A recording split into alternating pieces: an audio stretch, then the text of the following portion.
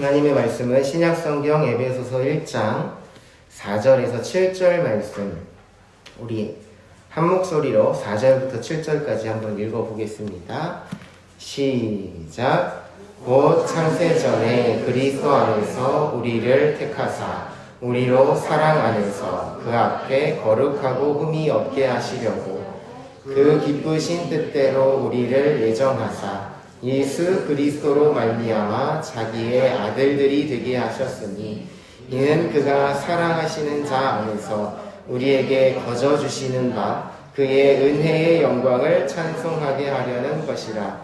우리는 그리스도 안에서 그의 은혜의 풍성함을 따라 그의 피로 말미암아 속량 곧 죄사함을 받았느니라. 아멘. 모든 사람이 타락함으로 인해서 죄와 비참함 가운데 살게 되었다. 아주 괴롭지만 우리가 몇 주에 걸쳐서 그 죄의 모습이 어떠한지, 비참한 삶이 무엇인지를 살펴보았습니다. 죄 가운데 살아간다는 것은 죄와 형벌, 그리고 죽음에 대한 두려움 가운데 살아간다 했습니다. 아담이 가졌던 근본적인 의로움이 상실되었고 의를 행할 수 있는 능력이 사라졌습니다. 이것을 완전히 무능력하다. 그래서 전적 무능력이라고 합니다. 하나님을 알 수 없고 사랑할 수 없고 하나님을 위해서 무엇이라도 할 수 없는 상태인 것이죠. 또한 온 성품이 부패했다라고 했습니다. 우리의 지각, 우리의 감정, 우리의 의지가 주님을 향해 사용되지 않고 나를 위해서 사용이 되는 거죠. 아무리 이야기를 해줘도 알아듣지를 못하는 거죠. 들리지가 않는 겁니다. 마음에 남지를 않는 겁니다.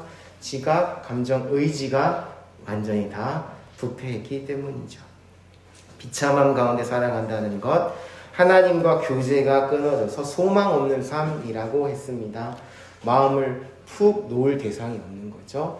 무엇인가를 기대하고 설레게 하는 존재가 사라진 것입니다. 절대자의 부재함은 그것은 곧 어디 가서 마음 놓고서 이야기할 데가 없다는 것도 포함된 내용입니다. 두 번째, 하나님의 진노와 저주 아래 살아간다. 아무 의미 없는 거 알면서도 그 안에서 계속 시간을 보내는 부분이 저주받은 인생의 모습 중 한 가지로 우리가 지난주에 살펴봤습니다. 나에게 큰 영향을 주지 않고 내가 아무것도 하지도 않는데 계속 그것을 보면서 말은 몇 시간씩 하는 거고 또 하고 또 하고 또 하고, 이것이야말로 아무 유익이 없는데 소중한 시간을 사용하는 저주받은 모습이라고 할 수 있습니다. 세 번째, 영원한 멸망의 형벌을 받는다. 지옥에 간다. 여러 가지 지옥의 특성 중 지난주에는 특별히 강조한 게 후회만 가득한 인생. 그렇게 했어야 됐는데 아쉬움, 후회, 그러나 절대로 돌이킬 수 있는 소망은 하나도 없는 그곳에서 영원히 거하게 된다라고 했습니다. 하나님이 없는 사람은 죄와 비참함 가운데 태어나고 살아가다가 하나님이 없는 곳에서 영원히 살아가게 된다라고 했습니다. 그러나 하나님께서 사람을 먼저 버리신 것이 아니다. 이걸 좀 기억해야 합니다. 하나님께서 먼저 사람을 버리신 것이 아니라 사람이 먼저 다른 것을 선택했고 하나님을 거부했고 죄를 범했습니다. 그러므로 억울한 사람은 아무도 없고 하나님께서 구원하셔야만 하는 그 의무와 책임도 없다는 것을 우리가 조금 기억할 필요가 있습니다. 왜냐하면 사람이 다른 걸 선택한 것이고 하나님은 죄를 같이 있을 수가 없기 때문이에요. 죄를 기뻐하시지 않으시기 때문입니다. 악이 주와 함께 머물 수 없는 거죠. 우리로 생각하면 나 싫다고 떠난 사람을 붙잡지 않는다고 해서 붙잡지 않은 사람 탓할 수가 없는 거죠. 누가 떠난 거예요? 그 사람이 떠난 거죠. 내가 싫다고 한 적 없어요. 근데 그 사람이 나를 싫다고 떠나가는데 내가 잡지 않았다고 욕할 사람은 아무도 없는 것과 비슷한 겁니다. 그 정도 수준이 아니에요. 하나님과 이 사람과의 관계는. 그렇지만 하나님께서 죄악 가운데 있는 사람 중에 며칠 택하여입니다. 이거 꼭 기억하셨으면 좋겠어요. 사람이 하나님을 떠났습니다. 자기가 원하는 대로 하나님 없이 사는 겁니다. 가만히 놔두면 그대로 하나님 없는 삶을 영원히 살게 되는 거죠. 가만히 놔두면. 그러나 하나님이 사랑하심으로 인하여서 그 가운데 며칠 택하신 거예요. 이 행위는 없어도 우리는 할 말이 없습니다. 왜냐? 사람이 스스로 갔기 때문에. 그러나 가만히 두면 멸망하지만 거기서 며칠 건지셨다. 이 개념이 중요합니다. 그렇게 구원하시기로 작정하셨다라고 했습니다. 그게 계획인 거죠. 이 신문 20번째 질문인데요. 거기에 대한 내용입니다. 하나님께서 모든 사람을 죄와 비참한 지위에서 멸망하게 버려두셨습니까? 입니다. 버려두셨는가? 떠나간 사람 그냥 내버려 두셨는가? 아니라고 합니다. 답은 우리 같이 한번 한 목소리로 읽어보겠습니다. 시작. 하나님께서 다만 그의 선하신 뜻대로 어떤 자들로 하여금 영원한 생명을 얻게 하시려고 영원부터 택하시고 은혜의 언약을 세우사 구속자로 말미암아 저희를 죄와 비참한 지위에서 건져내시고 구원의 자리에 이르게 하셨습니다. 네, 이 내용이에요. 좀 길지만 몇 가지 주목하는 거는 그의 선하신 뜻대로입니다. 하나님의 자유예요. 하나님이 기뻐하시는 뜻대로 몇 명을 택하셨다. 택하시고 약속을 세우시고 계속 볼 건데 구속자를 통하여서 생명을 주셨다 말씀합니다.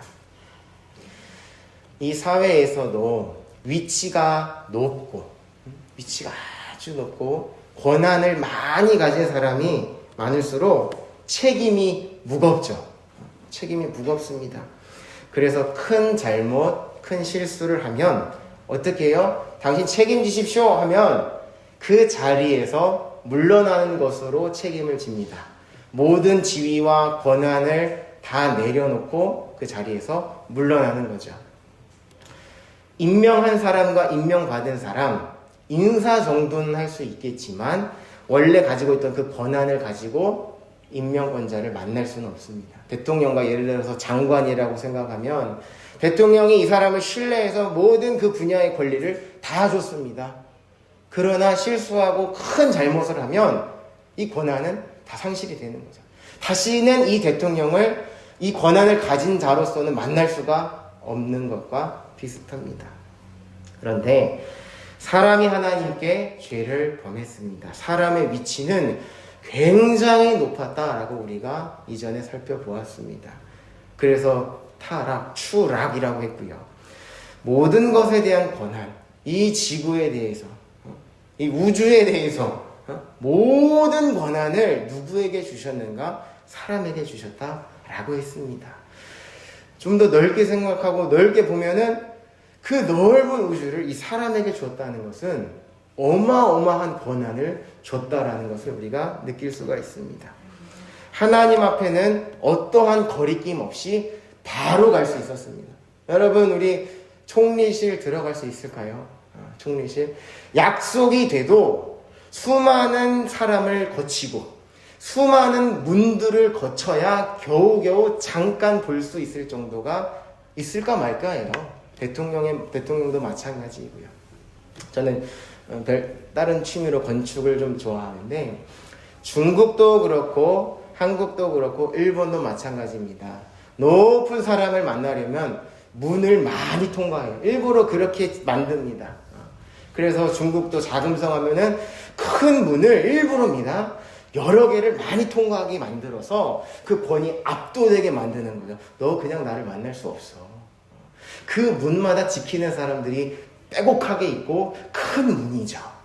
그리고 마지막에 일부러 특별히 자금성은 그 개울을 작은 그 천을 없는 원고에 없는 내용이라 작은 천을 일부러 건너게 합니다. 이 물을 건너게 하는 거예요.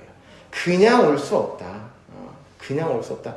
이 물과 물 앞뒤는 전혀 다른 세계라는 것을 의도적으로 건축학적으로 만든 겁니다. 한국의 경복궁도 마찬가지고요.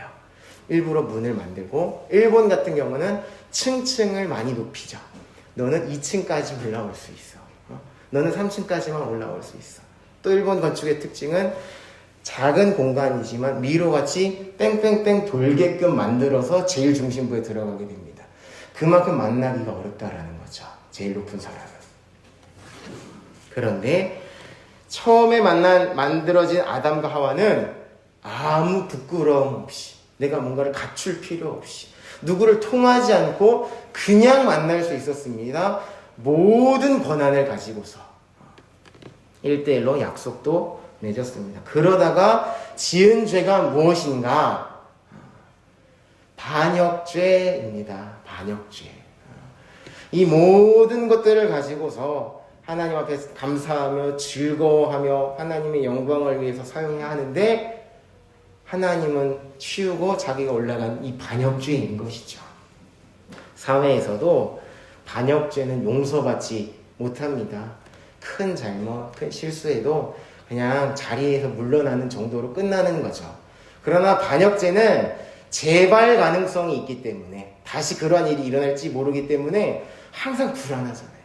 한 번 나를 배신했는데 언제 또 배신할지 모른다 해서 완전히 추방시키는 겁니다. 다시는 발도 딛지 못하게끔 생명을 취하기도 하고 가족까지 다 취하기도 하고 친척까지 다 죽여버리는 것이 바로 이 보통 일반 사회에서의 반역죄를 대한 형벌이었던 것이죠. 그런데 사람이 하나님께 반역죄를 범했습니다. 그러므로 사람은 하나님이 충만한 이 세상으로부터 추방당하고 멸망받아 마땅하다라는 거죠. 너무 심한 게 아니에요. 가지고 있던 권한만큼, 믿었던 만큼, 신뢰했던 만큼, 그만큼 이 형벌도 심했던 것입니다. 그렇지만 하나님께서 기쁘신 뜻대로 어떤 사람들에게 영원한 생명을 주시려고 영원 전부터 택하였고 구원의 자리에 앉히셨다라고 말씀을 합니다. 그냥 저기 가장자리 끝자리에 앉히는 정도가 아니라 구원의 자리에 앉히셨다라고 합니다. 에베소서 다음 장인데 2장 6절 한번 보십시오. 2장 6절입니다. 예수님과 함께 일으키셨다라는 부분이에요. 또 함께 일으키사 그리스도 예수 안에서 함께 어디에 앉히셨어요? 어디요? 하늘이에요. 하늘. 우리는 그냥 살려만 줘도 살려만 주세요. 살려만 주면 제가 잘할게요. 제가 이전에 잠깐 정신이 나가서 배신을 했는데 살려만 주시면 잘할게요가 우리의 수준인데, 우리가 할 수 있는 그 말인데, 하나님은 예수님 안에서 우리를 하늘에 앉히셨다라고 말씀을 합니다. 그래서 베드로전서에서는요, 우리가 받은 이 구원에 대해서 누가 그렇게 궁금해했는가, 누가 그렇게 알고 싶어했는가, 천사들도 그렇게 알고 싶다라고 기록이 되어 있어요. 아니 왜? 아니 우리도 배신하고 우리도 똑같이 그 배신을 당했는데 우리에게는 왜 기회를 안 줄까? 마귀가 뭐예요? 타락한 천사잖아요. 누가 똑같이 배신했어요? 사람도 배신했어요. 천사도 배신했어요. 근데 억울한 건 더 누가 억울해요? 마귀가 더 억울할지 모르겠어요. 제가 마귀 편 드는 건 아니지만, 아니 너도 죄인이고 나도 죄인인데 왜 너만 구원해줘? 왜 불공평해? 우리가 할 말이 전혀 없는 거죠. 가장 불평할 존재는 마귀라고 할 수도 있습니다. 그러나 그래서 우리가 그 하나님의 신실하심을 신뢰해야 되는 겁니다. 하나님의 자유, 하나님의 지혜, 하나님의 깊으신 그 뜻을 우리는 알지 못해도 신뢰해야 하는 것이죠. 놀라운 은혜입니다. 우리에게 구원받을 만한 어떤 선한 것이 있어서 구원하신 것이 결코 아닙니다. 하나도 없습니다. 하나님께서는 자신의 기쁘신 뜻을 따라 구원받을 자를 택하셨습니다. 순전히 하나님의 은혜인 거죠. 뭔가 구원을 받을 만한 것은 하나도 없습니다. 하나도. 100% 은혜인 거죠. 사람이 보기에 다른 사람과 비교해서 좀 선해 보이는 사람이 있기는 있어요. 근데 그 수준은 누구예요? 사람이죠. 옆 사람 비교했을 때 조금 선한 거죠. 근데 우리는 누구한테 죄를 범했어요? 하나님께 죄를 범했어요. 우리의 기준은 누구예요? 언제나 하나님입니다. 제가 왜 자꾸 사람 보지 말고 하나님 보라, 모든 것을 다 하나님 보라, 왜 우리끼리 여기서 이러고 있는가 말씀을 드리는 이유는 우리는 하나님께 죄를 범했고 하나님의 기준에 의해서 평가가 되기 때문입니다. 나는 좀 된 것 같았지만 하나님 보시기에는 여전히 부족하죠. 나는 조금 선한 것 같지만 하나님 앞에서는 절대로 받아들여질 수가 없다라는 것입니다. 기준은 언제나 하나님입니다. 그래서 로마서에서도 의인이 하나도 없다, 깨닫는 자도 없다, 하나님 찾는 자가 없다, 다 없다라고 이렇게 말씀을 합니다. 사람이 구원받는 것, 의인이 되는 것, 조금의 선이라도 행했기 때문이 아닙니다. 하나님께서는 오직 예수님 안에서 죄를 용서해주고 영원한 생명을 주시기로 약속하셨습니다. 그래서 은혜인 거죠. 우리가 할 말이 없습니다. 디모데후서인데요. 디모데후서 1장입니다. 뒤로 좀 넘기시면 디모데후서 1장 9절. 디모데후서 1장 9절인데요. 하나님이 우리를 구원하사 거룩하신 소명으로 부르심은 우리의 행위대로 하심이 아니요 오직 자기의 뜻과 영원 전부터 그리스도 예수 안에서 우리에게 주신 은혜대로 하심이라 라고 말씀을 합니다. 우리의 행위대로가 아닙니다. 하나님의 뜻, 하나님의 은혜로 된 거죠. 우리는 그냥 받는 거에 참 어색한 염치 있는 사람들이에요. 그냥 받지를 못해요. 우리 염치가 있어서. 그러나 이 구원은, 이 의롭게 되는 것은 거저 주시는 것이고 내가 뭔가 조금 낫기 때문에 주시는 것이 아니라 그냥 주신다라는 거예요. 그냥. 우리 할 말이 없습니다. 다른 사람에 대해서 할 말이 없는 거예요. 내가 좀 더 낫기 때문에 뭔가 받아들여진 게 아니고 아버지라고 부를 수 있는 것이 아니라 그냥 하나님이 정하셨다. 그냥. 우리의 정체성과 우리의 자신감은 내 행동에 있는 게 절대 아닙니다. 내 성격에 있는 게 아닙니다. 하나님께 있는 거죠. 예수님께 있는 겁니다. 내 정체성과 내 자신감을. 만약에 행위대로라고 하면 해봅시다. 한번 생각해 보는 거예요. 만약에 정말 내가 잘해야만 하나님을 만날 수 있다. 하나님 앞에 설 수 있다. 제가 앞서도 중국의 자금성과 이 한국의 궁과 일본의 왕궁 얘기를 말씀을 드렸는데 만약에 행위대로라면 우리는 어떨까? 계속 줄을 서서 저 끝에 있지는 않았을까? 달리기를 해도요 항상 순위가 매겨지죠. 왜냐? 그 실력에 따라 들어가고 상을 받기 때문에. 그러나 하나님을 만나는 건, 하나님께 은혜를 받는 건 그냥 하나님이 정하셨다라는 겁니다. 하나님이 정하신 거예요. 많은 거 볼 수 있고 들을 수 있고 말할 수 있고 마음에 간직할 수 있지만 하나님이 일방적으로 택하셔서 듣게 하시고 보게 하시고 내 마음에 새기게 하여 주시고 그 다음에 입술로 고백할 수 있게 해주신 것입니다. 하나님이 약속을 세우셔서 예수님을 통해서 구원의 자리에 이르게 하신 겁니다. 이 약속이라는 것, 하나님 그것을 통해서 일을 하시는데 반드시 지키시겠다라는 하나님의 그 결연한 의지입니다. 자기를 묶어두신 거예요. 이전에 행위 언약, 행동을 통해서 아담과 했던 그 행위 언약이라면 예수님을 통해서 맺으신 언약은 은혜 언약인데 우리가 타락했기 때문에 약속의 대상자가 될 수 없어서 우리 대신 우리의 머리가 되어주셔서 예수님이 하나님과 약속을 맺으셔서 그 약속대로 우리에게 구원을 주신 겁니다. 예수님, 제가 한번 생각을 해보면 예수야 너가 이 사람들을 대신해서 죽어라. 진노의 죽음을 받아라. 심판을 받아라. 그럼 이 사람들이 죽은 것으로 해줄게. 그렇게 생각해 줄게. 받아줄게. 예수님도 아버지 제가 이들을 대신해서 모든 죄를 담당해서 죽겠습니다. 그러면 아버지가 이들을 용서해 주시겠습니까? 그래 그렇게 하자. 그 약속에 의해서 우리가 은혜를 받았다라는 겁니다. 반드시 주시겠다라는 거죠. 그렇기 때문에 사람의 역할, 구원에 이르는 것 아무것도 없습니다. 아무것도 없습니다. 그냥 하나님 하신 것을 믿는다라는 것은 그걸 계속 보는 거예요. 보는 거. 아, 하나님 이렇게 말씀하셨는데 그 말씀을 다시 보는 거죠. 다시. 아, 내 행위가 아니라 하나님이 하신 거다. 복음으로 사는 삶도 지금 우리가 오늘 이제 3주째인데 거기서 핵심이 뭐냐? 제가 그전에도 말씀드렸는데 이미 우리가 해야 될 모든 행위들은 다 예수님이 이미 다 하셨다. 완벽하게 하셨다. 그렇기 때문에 우리가 뭔가를 한다고 해서 인정받고 간구하고 자신감 있는 게 절대 아니다. 왜냐? 이미 완벽하게 하셨기 때문에. 그 내용이죠. 오직 은혜로 받은 겁니다. 공로가 조금도 없습니다. 그러면 우리의 입술에는 뭐가 나올 수밖에 없는가? 감사밖에 없는 거죠. 감사.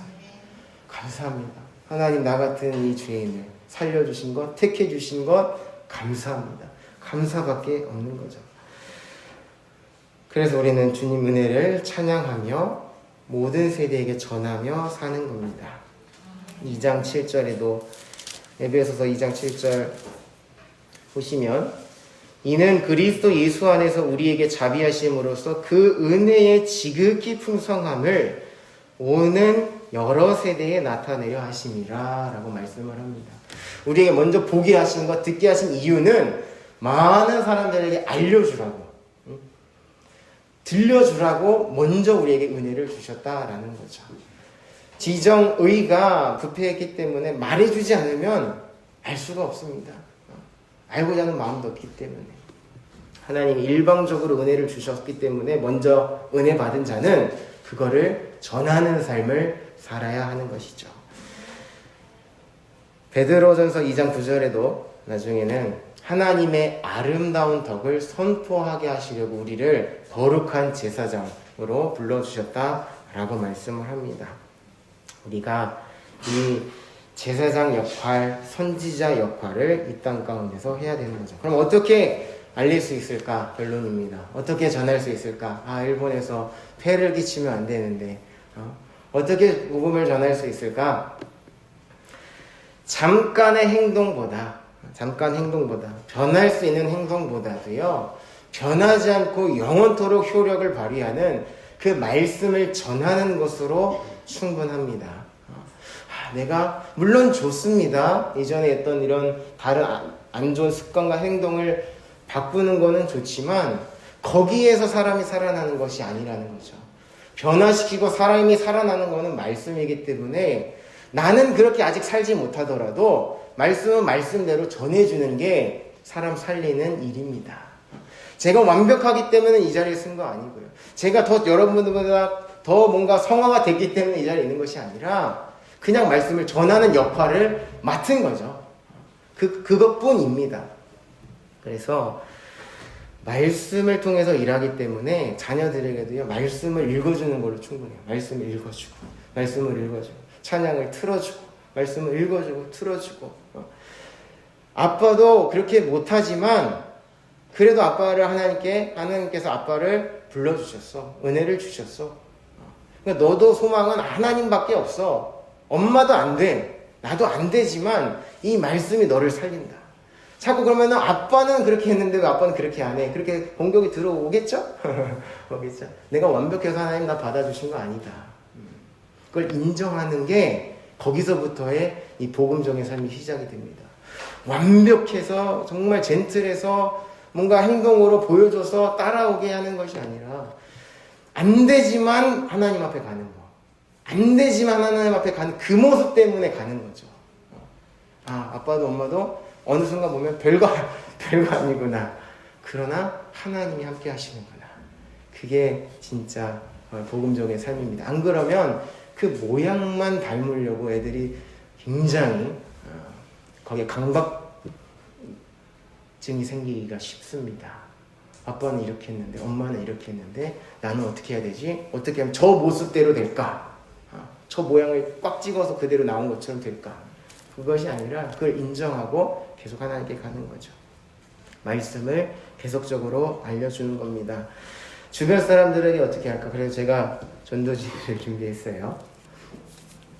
하나는 한국어입니다. 한국어. 고민을 많이 했어요. 어떻게 하면 복음을 전할 수 있을까? 폐 끼치는 건 아닐까? 그런데 여러분, 남바 잘 아시죠? 하라주쿠 독일어로 치면 하라주쿠 가만 지나가도 그냥 물만큼이 그냥 쌓여요. 자기네 식당 오라고. 제가 그걸 보면서 전도지가 이거는 생명을 살리는 말씀인데 저 찌라시 하나보다 못한 건가? 저 사람들은 자기 아르바이트 하면서 자기 식당 오라고 맛있는 거 먹으라고 술 마시라고 그렇게 나눠주고 받으려고 하지 않아도 수북해져요. 그런데 왜 우리는 패 끼치지 않는다고 해서 이걸 안 줄까? 그런 생각하면서 한 적도 있고. 그런데 이거를 그냥 우편함에 넣어주는 것부터 시작하면 좋지 않을까 생각이 듭니다. 우편함에 그냥 넣어주는 거. 이 말씀이 사람을 살리기 때문에. 내가 그 사람 얼굴 본 적도 없습니다. 그러나 이 말씀을 보면서 생각을 하게 되고 마음의 변화가 생겨서 주 앞에 돌아오게 되는 거죠. 그래서 주보도 요약도 조금씩 많이 더 뽑는 이유가 특별히 전도지를 더 많이 주문하면은 나중에 못 써서 버리는 경우가 많더라고요. 그래서 이 전도지 같은 경우는 소량으로 하고 이제 주보를 그냥 넣는 것으로 우리 복음을 전하면 어떨까라고 생각이 좀 들었습니다. 그렇기 때문에 우리가 사람을 어떻게든 살리려면 여러 가지 방법이 있지만 결국에는 이 말씀인 거죠. 무례하게 행하는 것과 믿음을 지키다가 박해를 받는 것에 차이점이 있다라고 했습니다. 왜 예수 안 믿어? 예수 안 믿어? 전철에서 그거는 믿음으로 인한 박해일까요? 무례한 걸까요? 그럼 무례한 거죠. 그럼 믿음 지키다가 나 박해받았다고 하지 마십시오. 무례한 겁니다. 모두가 조용히 해야 되는 공간에서 외치는 거는 그거는 복음 때문에 싫은 게 아니에요. 그 사람의 목소리가 커서 싫은 거지. 도서관에서 예수 믿으세요. 그럼 무례한 겁니다. 그냥 근처에 무슨 절 같은 게 있는데 그럼 거기에다가는 전도지를 넣는 게 좋을까요? 안 넣는 게 좋을까요? 야 다른 종교에 대해서 그거 뭐 전쟁하자는 거야? 싸우자는 거야? 이제 제가 인천에 있을 때 그 장로님이 집사님이셨을 때 절 찾아가셨대요. 한번 붙어보자. 젊은 혈기로. 저 사람도 예수 믿어야 되고 우리 하나님이 살아 계시니 얼마나 뜨거워요. 얼마나 뜨거워. 그래서 그 중한테 예수 믿으세요 했다는 거예요. 이거는 무례한 걸까 아니면은 믿음으로 간 것일까? 우리 지금의 인식으로는 어때요? 무례하다 생각 들 수가 있어요. 그런데 사도 바울이요 우상 섬기는 신전에 가서 복음 전했습니다. 네. 그거를 보면서 그 사람들은 그럼 예수 안 믿어도 되는 건 아니잖아요. 어떻게 전하느냐의 차이인 거고 그렇다고 싸우자고 다 도장 깨기 하듯이 다니지 마시고 기도하시면서 감동되는 대로 하시면 되는 겁니다. 전철에서 소리치는 것과 절한테 불교에다가 전도지 있는 거는 전혀 다른 얘기예요. 그러나 존중하고 예의를 갖춰서 해야 될 건 해야 된다라는 겁니다. 무조건 이건 무례한 거다. 무조건 이거는 막 믿으니까 해야 된다가 아니라 아무래도 기도를 더 많이 해야 되겠죠. 절에서 중을 만나려면. 그렇기 때문에 기도하시면서 감동되시는 대로 하시면 좋고요. 나중에 어떻게 이렇게 전도하는 날 정해도 좋겠지만 앞으로 이렇게 예배를 마치고서 주보 한 장이라도 이렇게 넣는 것부터 시작하면 좋지 않을까 싶습니다. 한 가지만 더 말씀드리면 물티슈 줄 때는 자신감이 있어요. 여러분들 안 그러셨어요? 여기 물티슈에다가 교회 이름 넣고서 줄 때는 자신감이 있어. 왜냐? 이거는 물티슈는 쓸 수 있으니까. 저는 그래서 좀 화가 났어요. 한국에 있을 때. 좀 화가 많은 편인데. 아니, 이 말씀이 살리는 건데 왜 내가 이 물티슈를 의지해야 돼? 나는 이 가치는 나는 확실하게 아는데. 일부러 제가 그래서 교회는 물티슈를 몇 박스씩 이렇게 주문했는데 안 썼어요. 일부러 주보만 줬습니다.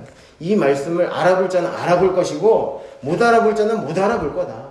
물티슈라고 믿는 거 아니고 아니라고 안 믿는 거 아니다. 그러면서 일부러 주보만 막 나눠줬는데 물론 물티슈보다는 안 받아요. 그래도 이 말씀을 읽고 믿는 자는 믿습니다. 그거를 경험해 봤고 하나님 말씀이기 때문에 일부러 그랬어요. 일부러 학생들한테도 막 뭐가 있어 많이 예수님 믿어야 돼요. 그러면 막 많은 애들이 다 이제 안 듣죠. 예수님 믿어야 돼. 그 말에 오는 친구들이 있어요. 아, 믿어야 됩니다. 아, 거기에 생명이 있구나. 그러기 때문에 어떤 별과 생각하지 마시고 그냥 이 말씀 자체가 우리를 살린다. 나도 내가 완벽하게 알아서 오는 거 아니잖아요, 여러분. 그냥 어떻게 오다 보니까 여기 지금 앉아 있는 거예요. 맛있는 점심도 먹고. 그런 것처럼 우리가 은혜를 받은 자로서 주의 이름을 감사함으로 기쁨으로 전하는 삶 살면 참 좋겠습니다. 기도하겠습니다. 하나님, 우리가 죄와 비참한 가운데 살다가 죽을 수밖에 없는데 우리의 어떤 행동이 아니라 의로움이 아니라 전적으로 하나님 우리를 선택하여 주셔서 하나님 알게 하시고 믿어지게 하여 주시고 주로 고백하게 하여 주신 것 참으로 감사를 드립니다. 우리를 먼저 불러주신 것 하나님 은혜를 모든 세대에게 전하라 하신 것임을 우리가 살펴보았사오니 하나님 우리가 감사함으로 기쁨으로 주의 이름을 많은 사람들에게 전하는 삶 복 있는 발걸음 되게 하여 주옵소서. 감사드리며 예수님 이름으로 기도하옵나이다. 아멘.